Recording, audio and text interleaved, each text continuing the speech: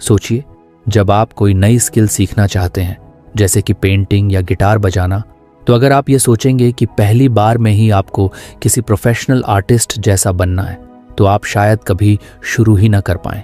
आपको लगेगा कि आप अच्छे नहीं हैं और आप ये सोचकर खुद को रोक लेंगे कि जब तक आप परफेक्ट ना हो जाएं, तब तक इसे करने का कोई फायदा नहीं।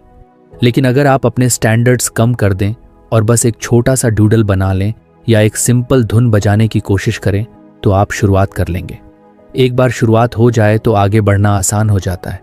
इसी तरह जब हम किसी बड़े टास्क के बारे में सोचते हैं तो वह इतना भारी लगने लगता है कि हम उस पर काम ही नहीं कर पाते। मान लीजिए आपको एक 10 पेज की रिपोर्ट लिखनी है और आप ये सोच रहे हैं कि इसे बहुत ही परफेक्ट होना चाहिए। ये सोचते ही आपको लगेगा कि यह बहुत मुश्किल है और आप टाल मटोल, प्रोक्रेस्टिनेशन करने लगेंगे। लेकिन अगर आप यह सोचें कि बस पहला पैराग्राफ ही लिखना है, चाहे वह कैसा भी हो, तो आप काम शुरू कर पाएंगे। हमारा दिमाग फिनिश लाइन देखने में ज्यादा दिलचस्पी लेता है, लेकिन जब वह यह देखता है कि वह बहुत दूर है तो वह डर जाता है। इसे दूर करने के लिए आपको बस इतना करना है कि अपने पहले कदम को आसान बना लें।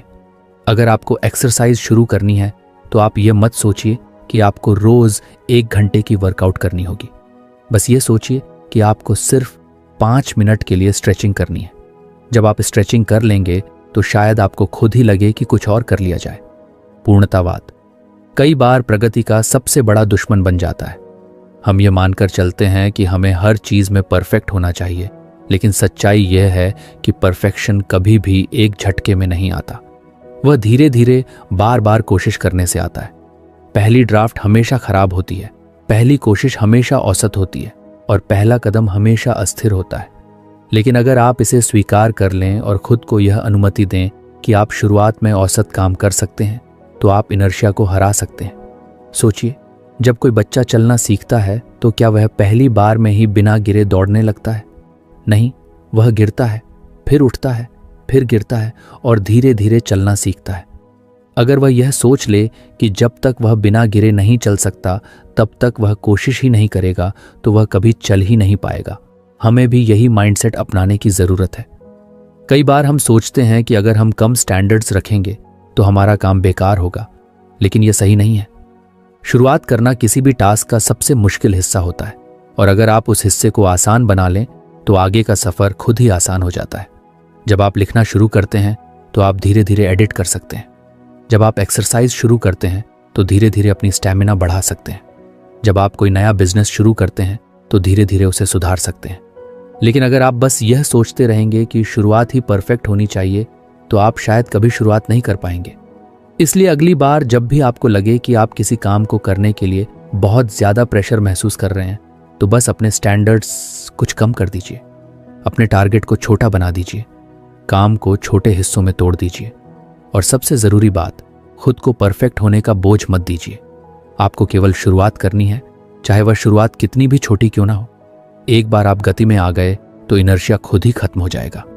अक्सर हम सोचते हैं कि किसी काम को करने के लिए पहले मोटिवेशन चाहिए। जब हमें मोटिवेटेड फील होगा तभी हम वह काम शुरू करेंगे, लेकिन सच्चाई इससे बिल्कुल अलग है। असल में मोटिवेशन का जन्म एक्शन से होता है। यानी अगर आप बिना मोटिवेशन के भी बस पहला कदम उठा लें तो धीरे धीरे आपको खुद ही मोटिवेशन मिलने लगेगा। जब आप किसी चीज को करने लगते हैं तो उसमें इन्वॉल्व हो जाते हैं और फिर आपका दिमाग खुद ही आपको आगे बढ़ने के लिए प्रेरित करने लगता है। मान लीजिए आपको एक लंबी बुक पढ़नी है, लेकिन आपको पढ़ने का मन नहीं कर रहा। आप सोच रहे हैं कि जब मुझे पढ़ने का मूड आएगा तब मैं इसे पढ़ूंगा। लेकिन अगर आप सिर्फ 2 पेज पढ़ने का एक्शन ले लें तो आपका दिमाग धीरे धीरे उस प्रोसेस में घुसने लगेगा और आपको खुद ही लगेगा कि कुछ और पढ़ लिया जाए। यही चीज किसी भी काम पर लागू होती है, चाहे वह एक्सरसाइज हो, पढ़ाई हो, काम हो या कोई नया स्किल सीखना हो। अगर आप शुरुआत कर लेंगे तो मोटिवेशन अपने आप आ जाएगा। मोटिवेशन की समस्या यह है कि यह एक अस्थायी टेम्पोरेरी चीज होती है। आप किसी मोटिवेशनल वीडियो या स्पीच से मोटिवेट हो सकते हैं, लेकिन वह मोटिवेशन ज्यादा देर तक नहीं टिकता। इसलिए अगर आप सिर्फ मोटिवेशन के भरोसे रहेंगे तो आप कुछ ही दिनों में फिर से सुस्त महसूस करने लगेंगे। लेकिन अगर आप एक्शन लेने की आदत बना लें तो आप बिना मोटिवेशन के भी अपने टारगेट को अचीव कर सकते हैं। इसका सबसे अच्छा उदाहरण है वर्कआउट। बहुत से लोग सोचते हैं कि पहले उन्हें एक्सरसाइज करने का मूड आए, फिर वे जिम जाएंगे। लेकिन अगर वे सिर्फ 5 मिनट की स्ट्रेचिंग से शुरुआत कर लें तो उनका शरीर और दिमाग धीरे धीरे उसमें लग जाएगा और फिर उनका मन करेगा कि कुछ और एक्सरसाइज कर ली जाए। यही प्रिंसिपल हर चीज पर लागू होता है। जब आप किसी भी काम को करने लगते हैं तो आपकी एनर्जी उस ओर शिफ्ट होने लगती है और मोटिवेशन अपने आप पैदा होने लगता है। सोचिए कि आपने कभी पहले किसी काम को करने में बहुत आलस महसूस किया होगा, लेकिन जब किसी कारणवश आपने उसे शुरू कर दिया तो आपको मजा आने लगा। इसका कारण यही है कि एक्शन लेने के बाद आपका दिमाग उसी दिशा में काम करने के लिए ट्यून हो जाता है। कई बार हमें किसी काम की शुरुआत में बहुत बोर्डम महसूस होती है, लेकिन अगर हम इसे जारी रखते हैं तो वह चीज धीरे धीरे इंटरेस्टिंग लगने लगती है। यह साइकोलॉजिकल फैक्ट है कि जब हम किसी एक्टिविटी में इन्वॉल्व हो जाते हैं तो हमारा माइंड उसे कंप्लीट करने की दिशा में काम करने लगता है। इसका एक और बड़ा फायदा यह होता है कि जब आप एक्शन लेना शुरू कर देते हैं तो आपके अंदर की संदेह, सेल्फ डाउट और अनिश्चितता, अनसर्टेनिटी भी धीरे धीरे कम होने लगती है। जब आप सिर्फ सोचते रहते हैं कि कोई काम मुश्किल है तो वह आपको और भी कठिन लगता है, लेकिन जब आप उसे करना शुरू कर देते हैं तो आपको महसूस होता है कि वह उतना मुश्किल नहीं था जितना आपने सोचा था। एक और इंटरेस्टिंग बात यह है कि एक्शन लेना आपकी सेल्फ इमेज को भी बदल सकता है। अगर आप सोचते हैं कि आप आलसी, लेजी इंसान हैं तो आप वैसे ही बिहेव करेंगे, लेकिन अगर आप सिर्फ 5 मिनट का एक्शन ले लें तो आप अपने बारे में नई स्टोरी क्रिएट कर सकते हैं। मैं एक ऐसा इंसान हूं जो बिना मोटिवेशन के भी काम कर सकता है। ये सोचते ही आप और ज्यादा करने के लिए तैयार हो जाते हैं। मोटिवेशन के लिए एक्शन जरूरी क्यों है? इसे समझने के लिए इसे साइकिल की तरह देख सकते हैं। जब आप कोई एक्शन लेते हैं तो आपको छोटा सा रिजल्ट मिलता है। ये रिजल्ट आपकी आत्मविश्वास, कॉन्फिडेंस को बढ़ाता है और फिर आपको और ज्यादा करने की प्रेरणा मिलती है। धीरे धीरे यह मोटिवेशन बढ़ता जाता है और आप अपनी लाइफ में बड़े बदलाव ला सकते हैं। इसे और आसान भाषा में कहें तो अगर आप किसी काम को करने का मन नहीं होने के बावजूद उसे शुरू कर देंगे तो कुछ ही देर में आपको खुद ही उसमें इंटरेस्ट आने लगेगा। और जब आप बार बार ऐसा करने लगेंगे तो आपको मोटिवेशन का इंतजार करने की जरूरत ही नहीं पड़ेगी। आप एक्शन लेंगे और एक्शन से ही मोटिवेशन पैदा होगा। अक्सर हम जब भी रिस्क का नाम सुनते हैं तो हमारे दिमाग में डर पैदा होता है। हमें लगता है कि अगर हमने कोई बड़ा कदम उठाया और वह गलत साबित हुआ तो हम मुसीबत में पड़ सकते हैं। यही सोच हमें कई नए अवसरों से दूर रखती है। लेकिन असल में रिस्क सिर्फ खतरा नहीं है, बल्कि ग्रोथ का एक जरिया भी हो सकता है। जब हम रिस्क को एक डराने वाली चीज की तरह देखने की बजाय उसे सीखने और आगे बढ़ने के मौके के रूप में देखते हैं तो हमारी जिंदगी पूरी तरह बदल सकती है।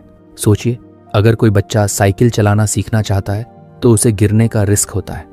अगर वह सिर्फ इस डर से कभी कोशिश ही ना करे कि वह गिर सकता है तो वह कभी भी साइकिल चलाना नहीं सीख पाएगा। लेकिन जब वह यह रिस्क लेता है, गिरता है, उठता है और फिर से कोशिश करता है तो एक दिन वह बिना गिरे आराम से साइकिल चला सकता है। यही प्रिंसिपल हमारी पूरी लाइफ में लागू होता है। बहुत से लोग कंफर्ट जोन में रहना पसंद करते हैं क्योंकि वहां कोई रिस्क नहीं होता, लेकिन कंफर्ट जोन में रहने से हमें अपने जीवन को सीमित करना पड़ता है। जोन में रहने का सबसे बड़ा नुकसान यह है कि आप कभी ग्रो नहीं कर पाते। जब आप कोई नया स्किल सीखते हैं, कोई नया बिजनेस शुरू करते हैं या कोई नया चैलेंज लेते हैं तो उसमें रिस्क तो होता है, लेकिन उसी के साथ सीखने और आगे बढ़ने के भी बहुत बड़े मौके होते हैं। रिस्क लेने का मतलब ये नहीं है कि आप बिना सोचे समझे कोई भी बड़ा कदम उठा लें। इसका मतलब ये है कि आप कैलकुलेटेड रिस्क लें, यानी आप पहले सिचुएशन को एनालाइज करें, उसके फायदे और नुकसान को समझें और फिर एक इन्फॉर्म्ड डिसीजन लें। जब आप इस तरह से रिस्क लेते हैं तो आपके फेलियर के चांसेस कम हो जाते हैं और सक्सेस के चांसेस बढ़ जाते हैं। रिस्क को एम्ब्रेस करने का एक और बड़ा फायदा यह है कि यह आपको मानसिक रूप से मजबूत बनाता है। जब आप बार बार छोटे छोटे जोखिम लेते हैं और उनसे सीखते हैं तो आपके अंदर किसी भी चुनौती का सामना करने की क्षमता बढ़ जाती है, का सामना करने का कॉन्फिडेंस आ जाता है। धीरे धीरे आपका दिमाग फेलियर को एक सीखने का प्रोसेस मानने लगता है, न कि कोई ऐसी चीज जिससे डरना चाहिए। अगर आप अपनी प्रोफेशनल लाइफ में देखें तो जितने भी बड़े एंटरप्रेन्योर्स या लीडर्स हैं, उन्होंने कभी ना कभी कोई बड़ा रिस्क लिया है। अगर वे रिस्क लेने से डरते तो शायद वे आज उस मुकाम तक नहीं पहुंच पाते। स्टीव जॉब्स ने रिस्क लिया और एप्पल को बनाया।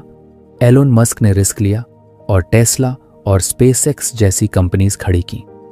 हर बड़ी सफलता के पीछे कुछ ना कुछ रिस्क जरूर होता है। इसी तरह हमारी पर्सनल लाइफ में भी अगर हम हमेशा सेफ खेलने की कोशिश करेंगे तो हम कभी अपनी फुल पोटेंशियल तक नहीं पहुंच पाएंगे। अगर कोई इंसान किसी से अपने दिल की बात कहने से डरता है क्योंकि उसे रिजेक्शन का रिस्क है, तो वह कभी भी अपने फीलिंग्स को एक्सप्रेस नहीं कर पाएगा। लेकिन अगर वह रिस्क लेता है तो या तो उसे सक्सेस मिलेगी या फिर वह रिजेक्शन से कुछ नया सीख कर आगे बढ़ेगा। रिस्क लेने का मतलब यह भी नहीं है कि आप हमेशा जीतेंगे। कई बार आप फेल भी होंगे, लेकिन यही फेलियर्स आपको सिखाएंगे कि अगली बार चीज़ों को और बेहतर कैसे किया जाए। दुनिया में जितने भी सक्सेसफुल लोग हैं वे कई बार फेल हो चुके हैं, लेकिन उन्होंने हर फेलियर से सीखा और अगली बार और बेहतर किया। अगर आप रिस्क से डरते हैं तो सबसे पहले अपनी सोच को बदलें। इसे एक थ्रेट की तरह न देखें, बल्कि इसे एक अपॉर्चुनिटी मानें। जब भी आपको कोई नया मौका मिले तो सिर्फ यह मत सोचें कि इसमें क्या क्या गलत हो सकता है, बल्कि यह भी सोचें कि अगर यह सही हो गया तो आपको कितना फायदा होगा। यह सोचने की आदत आपको प्रोएक्टिव बनाएगी और आप अपनी लाइफ में ज्यादा अपॉर्चुनिटीज को ग्रैब कर पाएंगे। रिस्क लेने का एक और फायदा यह है कि यह आपकी क्रिएटिविटी और प्रॉब्लम सॉल्विंग स्किल्स को इम्प्रूव करता है। जब आप किसी नए चैलेंज को एक्सेप्ट करते हैं तो आपको अपने कंफर्ट जोन से बाहर निकलना होता है और नए सॉल्यूशंस ढूंढने पड़ते हैं। इससे आपकी सोचने की क्षमता बढ़ती है और आप और भी ज्यादा कॉन्फिडेंट महसूस करने लगते हैं। इसलिए अगली बार जब भी आपके सामने कोई ऐसा मौका आए जिसमें रिस्क हो, तो सिर्फ डर की वजह से उसे रिजेक्ट मत करें।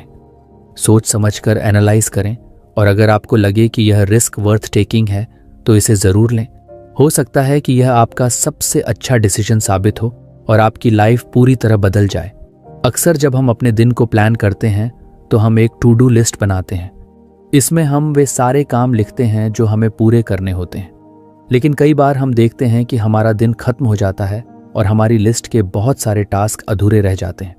इसका एक बड़ा कारण यह है कि हम उन चीज़ों पर ध्यान नहीं देते जो हमारा ध्यान भटकाती हैं, जो हमें फोकस्ड नहीं रहने देती। इसी वजह से हमें सिर्फ टू डू लिस्ट नहीं बल्कि एक डोंट डू लिस्ट भी बनानी चाहिए। ये एक ऐसी लिस्ट होती है जिसमें वे सारी चीज़ें होती हैं जो हमें अवॉइड करनी चाहिए ताकि हमारा ध्यान सही जगह पर रहे और हम प्रोडक्टिव रह सकें। सोचिए, अगर आप सुबह उठते ही फ़ोन पर सोशल मीडिया स्क्रॉल करने लगते हैं तो आपका बहुत सारा समय बेकार चला जाता है। आप सोचते हैं कि बस 5 मिनट देखेंगे, लेकिन जब दोबारा घड़ी देखते हैं तो 30 से 40 मिनट निकल चुके होते हैं। इसी तरह अगर आप दिन भर में बार बार ईमेल चेक करते रहते हैं या हर छोटी चीज़ पर तुरंत रिएक्ट करने लगते हैं तो आपकी एनर्जी गलत जगह खर्च होती है। डोंट डू लिस्ट इसी तरह की चीज़ों को आइडेंटिफाई करने में मदद करती है ताकि आप उन आदतों से बच सकें जो आपके समय और प्रोडक्टिविटी को बर्बाद करती हैं।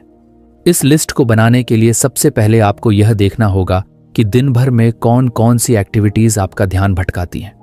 क्या आप हर छोटी ब्रेक में अपना फोन चेक करते हैं? क्या आप अनावश्यक बैठकों में बहुत ज्यादा समय बर्बाद करते हैं? क्या आप बिना किसी प्लान के सोशल मीडिया पर बहुत ज्यादा वक्त बिताते हैं? इन सब चीजों को नोट करें और इन्हें अपनी डोंट डू लिस्ट में डाल दें। इससे आपको यह साफ साफ समझ में आ जाएगा कि आपको किन चीजों से बचना है। डोंट डू लिस्ट का सबसे बड़ा फायदा यह है कि यह आपको डिसिप्लिन सिखाती है। जब आपके पास यह स्पष्ट होता है कि आपको क्या नहीं करना है तो आप अपने इंपॉर्टेंट कामों पर ज्यादा ध्यान दे सकते हैं। मान लीजिए कि आपकी लिस्ट में लिखा है कि मैं सुबह 10 बजे से पहले सोशल मीडिया इस्तेमाल नहीं करूंगा, तो जब भी आपका मन करेगा कि फोन उठाकर इंस्टाग्राम या ट्विटर देख लें, आपकी लिस्ट आपको याद दिलाएगी कि यह आपकी प्रायोरिटी में नहीं है। धीरे धीरे यह एक हैबिट बन जाएगी और आपकी प्रोडक्टिविटी बढ़ने लगेगी। बहुत से लोग सोचते हैं कि बस ज्यादा मेहनत करने से सफलता मिलती है, लेकिन असल में स्मार्ट तरीके से काम करना ज्यादा जरूरी है। अगर आप सिर्फ व्यस्त बिजी रहने की बजाय अपने समय का सही इस्तेमाल करें तो आप कम समय में ज्यादा कर सकते हैं। डोंट डू लिस्ट आपको यह समझने में मदद करती है कि कौन से काम सिर्फ आपका समय बर्बाद कर रहे हैं और उनसे बचकर आप अपनी एनर्जी सही दिशा में लगा सकते हैं। इसे और बेहतर बनाने के लिए आप अपनी लिस्ट को समय समय पर अपडेट कर सकते हैं। हो सकता है कि शुरू में आपको लगे कि सिर्फ सोशल मीडिया आपका ध्यान भटकाता है, लेकिन कुछ हफ्तों बाद आपको महसूस हो कि बार बार अनावश्यक मीटिंग्स भी आपका बहुत समय ले रही हैं। ऐसे में आपको अपनी डोंट डू लिस्ट में यह भी जोड़ना होगा कि मैं बेकार की मीटिंग्स में शामिल नहीं होऊंगा। इसी तरह आप अपने अनुभव के आधार पर अपनी लिस्ट को रिफाइन करते रहें। एक और महत्वपूर्ण चीज यह है कि डोंट डू लिस्ट केवल डिस्ट्रैक्शन से बचने के लिए नहीं होती, बल्कि यह आपको इमोशनल और मेंटल क्लैरिटी भी देती है। कई बार हम ऐसे डिसीजंस लेते हैं जो हमारे लिए सही नहीं होते, सिर्फ इसलिए क्योंकि हमें आदत होती है कि हम ना नहीं कह पाते। अगर आपकी लिस्ट में यह लिखा हो कि मैं ऐसे कामों के लिए हाँ नहीं कहूँगा जो मेरे गोल्स से मेल नहीं खाते, तो ये आपको अननेसेसरी कमिटमेंट्स से बचाने में मदद कर सकता है। अगर आप किसी एंटरप्रेन्योर, राइटर या किसी भी क्रिएटिव फील्ड में हैं, तो यह लिस्ट और भी ज़्यादा महत्वपूर्ण हो जाती है, क्योंकि आपके लिए सबसे ज़रूरी चीज़ है डीप वर्क, यानी वह समय जब आप पूरी तरह से फोकस होकर अपना सबसे अच्छा काम कर सकें। लेकिन अगर आपका ध्यान बार बार छोटे छोटे डिस्ट्रैक्शन से भटकता रहेगा, तो आप कभी भी अपनी फुल पोटेंशियल तक नहीं पहुंच पाएंगे। डोंट डू लिस्ट आपको यह क्लैरिटी देती है कि कौन से काम आपको अवॉइड करने हैं, ताकि आप अपने सबसे ज़रूरी टास्क पर पूरा ध्यान लगा सकें। ये लिस्ट केवल प्रोफेशनल लाइफ के लिए नहीं, बल्कि पर्सनल लाइफ में भी बहुत काम आ सकती है। मान लीजिए कि आप अपनी हेल्थ को सुधारना चाहते हैं। अगर आपकी डोंट डू लिस्ट में यह लिखा हो कि मैं रात 11 बजे के बाद जंक फूड नहीं खाऊंगा, तो ये आपको सही चॉइसेस बनाने में मदद करेगा। अगर आप अपनी मेंटल हेल्थ पर ध्यान देना चाहते हैं, तो आप लिस्ट में यह जोड़ सकते हैं कि मैं ऐसे लोगों के साथ समय नहीं बिताऊंगा जो मेरी एनर्जी ड्रेन करते हैं। अंत में यह समझना जरूरी है कि जितना जरूरी क्या करना है यह तय करना है, उतना ही जरूरी यह तय करना भी है कि क्या नहीं करना है। हम सभी के पास 24 घंटे ही होते हैं, और अगर हम सही जगह अपनी एनर्जी लगाना सीख लें, तो हम अपनी लाइफ में बड़ा बदलाव ला सकते हैं। एक छोटी सी डोंट डू लिस्ट बनाना एक आसान लेकिन पावरफुल तरीका है अपने दिन को बेहतर और ज़्यादा प्रोडक्टिव बनाने का। अगर आप इसे ईमानदारी से फॉलो करते हैं, तो आप देखेंगे कि कैसे आपकी एफिशिएंसी, फोकस और ओवरऑल हैप्पीनेस बढ़ने लगती है। हमारी ज़िंदगी में हर दिन कई सारे काम होते हैं, कुछ ज़रूरी होते हैं तो कुछ कम ज़रूरी, लेकिन अक्सर ऐसा होता है कि हम उन कामों में उलझे रहते हैं जो उतने महत्वपूर्ण नहीं होते, और जो असल में हमारे लिए सबसे ज़्यादा मायने रखते हैं वे काम पीछे छूट जाते हैं। इसका कारण यह है कि हम अपनी प्राथमिकताओं, प्रायोरिटीज़ को सही तरीके से सेट नहीं कर पाते। यहीं पर बर्नर लिस्ट की ज़रूरत पड़ती है।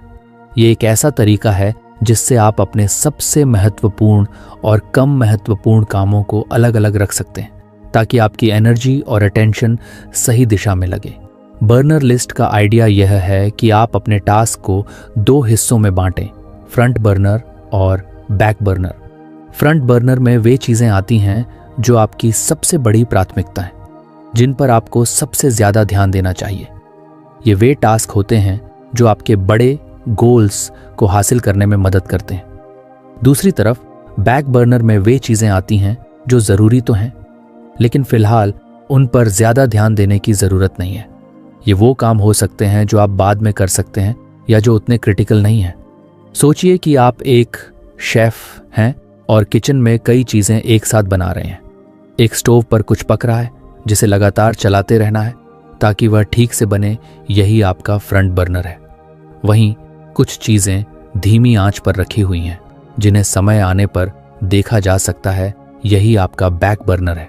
ठीक इसी तरह जब हम अपनी लाइफ को इस तरीके से ऑर्गेनाइज करते हैं, तो हम अपनी एनर्जी को सही जगह फोकस कर सकते हैं।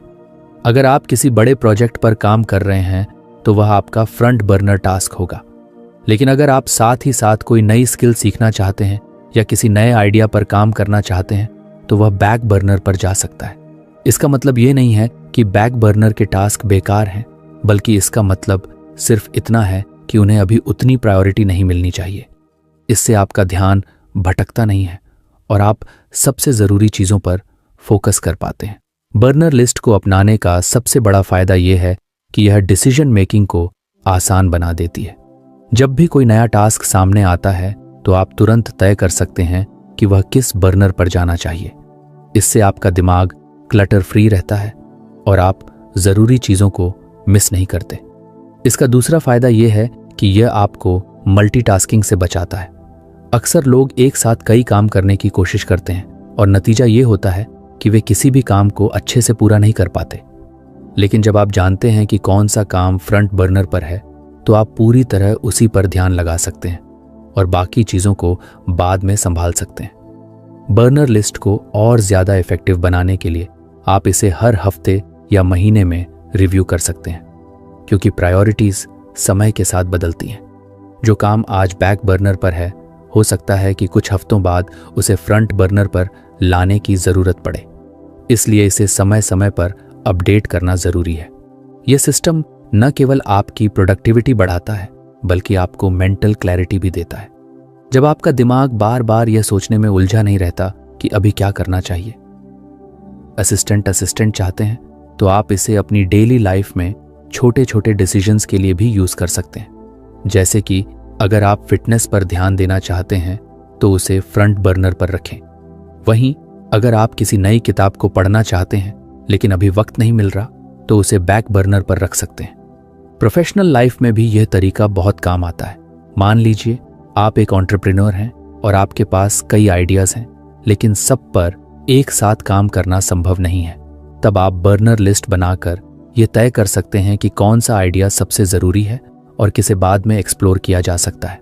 बर्नर लिस्ट का असली जादू इस बात में है कि यह आपको डिसिप्लिन सिखाती है। यह आपको यह समझने में मदद करती है कि हर टास्क एक जैसा ज़रूरी नहीं होता और अगर आप हर चीज़ पर एक साथ ध्यान देंगे तो कुछ भी अच्छे से पूरा नहीं हो पाएगा।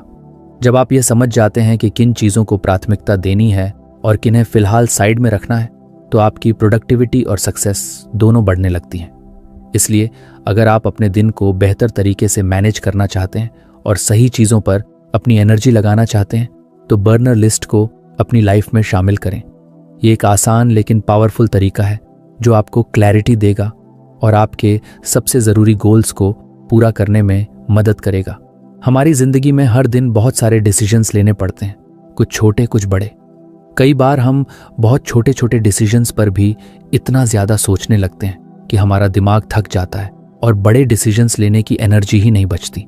इसे ओवर एनालिसिस कहा जाता है और ये हमारी प्रोडक्टिविटी और कॉन्फिडेंस दोनों को कम कर देता है। इसका सबसे अच्छा समाधान है सुपर स्ट्रक्चर डिसीजन मॉडल अपनाना। ये एक स्ट्रक्चर्ड तरीका है जिससे आप जल्दी और सही डिसीजंस ले सकते हैं बिना ज़रूरत से ज़्यादा सोच विचार में फंसे। सोचिए कि अगर हर बार आपको यह सोचना पड़े कि आपको सुबह क्या पहनना है, क्या नाश्ता करना है या किस ईमेल का जवाब पहले देना है, तो आपका दिमाग इन छोटे छोटे डिसीजंस में ही उलझ जाएगा।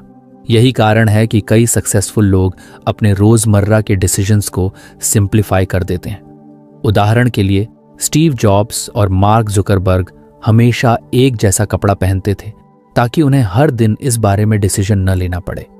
इसी तरह अगर आप एक स्ट्रक्चर्ड डिसीजन मेकिंग फ्रेमवर्क अपना लें तो आपका दिमाग ज़्यादा ज़रूरी चीज़ों पर फोकस कर पाएगा। सुपर स्ट्रक्चर डिसीजन मॉडल का मतलब है कि आपके पास एक प्री डिफाइंड सिस्टम हो जो आपको यह तय करने में मदद करे कि कौन सा डिसीजन कैसे लेना है। इससे आप सोचने में कम समय लगाएंगे और आपकी चॉइसेस आपके गोल्स के साथ अलाइंड रहेंगी।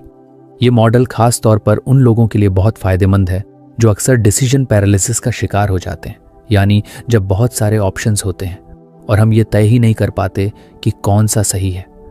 इस मॉडल को अपनाने का पहला स्टेप ये है कि आपको यह तय करना होगा कि आप किन तरह के डिसीजंस को ऑटोमेट कर सकते हैं। उदाहरण के लिए अगर आप रोज़ यह सोचने में समय लगाते हैं कि आपको जिम जाना चाहिए या नहीं, तो इसे ऑटोमेट कर लें, यानी हफ्ते के कुछ दिन फिक्स कर लें कि उन्हीं दिनों जाना है, चाहे कुछ भी हो। इससे हर दिन इस डिसीजन को लेने की ज़रूरत ही नहीं पड़ेगी।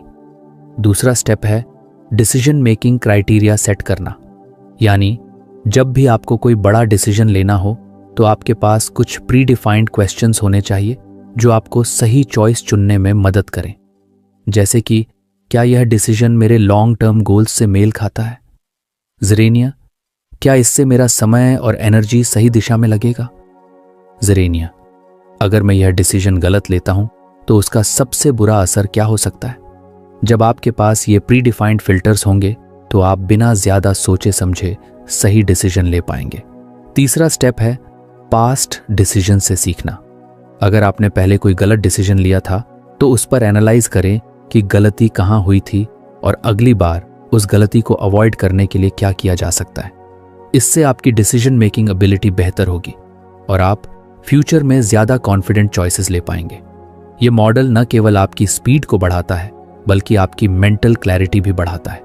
जब आप बार बार सोचने की बजाय एक स्ट्रक्चर्ड प्रोसेस के हिसाब से डिसीजंस लेने लगते हैं तो आपका दिमाग ज्यादा रिलैक्स रहता है और स्ट्रेस भी कम होता है। सुपर स्ट्रक्चर्ड डिसीजन मॉडल आपको डिस्ट्रैक्शन से भी बचाता है। जब आपके पास एक सिस्टम होता है तो आप हर छोटी चीज पर ज्यादा ध्यान नहीं देते और केवल उन्हीं चीजों पर फोकस करते हैं जो आपके लिए सबसे ज्यादा मायने रखती हैं। इससे आप ज्यादा प्रोडक्टिव और एफिशिएंट बन जाते हैं। अगर आप अपनी प्रोफेशनल लाइफ में इस मॉडल को अपनाना चाहते हैं तो आप अपने काम के डिसीजंस को कैटेगरीज में बांट सकते हैं, जैसे कि urgent tasks, important but non urgent tasks और कंप्लीटली अवॉइडेबल टास्क्स। इससे आपको तुरंत यह समझ में आ जाएगा कि किस चीज को प्रायोरिटी देनी है और किसे छोड़ देना है। पर्सनल लाइफ में भी आप इसे यूज कर सकते हैं, जैसे कि अगर आप हर बार यह सोचते हैं कि आपको वीकेंड पर क्या करना है तो आप पहले से ही कुछ ऑप्शंस फिक्स कर सकते हैं, जैसे कि एक दिन फैमिली के साथ बिताना, एक दिन खुद के लिए रखना और एक दिन किसी नए एक्सपीरियंस के लिए। इससे आपको बार बार डिसीजन लेने की जरूरत नहीं पड़ेगी और आपका समय ज्यादा ऑर्गेनाइज्ड रहेगा।